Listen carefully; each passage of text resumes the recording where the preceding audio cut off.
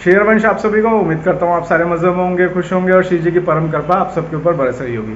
दोस्तों बहुत सारे लोग ये कमेंट कर रहे हैं कि वो आश्रम गए हैं राधा केली कुंज और वहाँ से सदगुरुदेव भगवान से दीक्षित होने के लिए दीक्षा के लिए निवेदन कराए हैं, नियमावली ले आए हैं। और कुछ लोग कह रहे हैं कि हम आश्रम जाने वाले हैं, धाम जाने वाले हैं, लेकिन हम वाणिज्य के पाठ अभी से ही कर रहे हैं। तो एक जो कन्फ्यूज़न लोगों के बीच में थोड़ा सा बना हुआ है कुछ लोगों के बीच में कि सेवक वाणी जी के 5 छंद पढ़ने की डेली की आज्ञा हुई है, तो उसको किस तरह से पढ़ना है। देखिए सिंपल सा है, हम समझ लेते हैं कि जैसे मान लीजिए सेवक जी वाणी में किसी एक प्रकरण में 13 छंद हैं, तो क्योंकि हमें डेली के 5 पढ़ने हैं तो एक दिन हम 5 पढ़ेंगे, दूसरे दिन हम 5 पढ़ लेंगे। अब बचे हुए उस प्रकरण में 3 छंद उन्हें हम पढ़ लेंगे और उसके अगले जो प्रकरण है उसमें से 2 छंद पढ़ लेंगे। इस तरीके से टोटल 5 छंद हो गए। पढ़ने हमें डेली 5 छंद ही हैं, प्रकरण चाहे जो भी हो।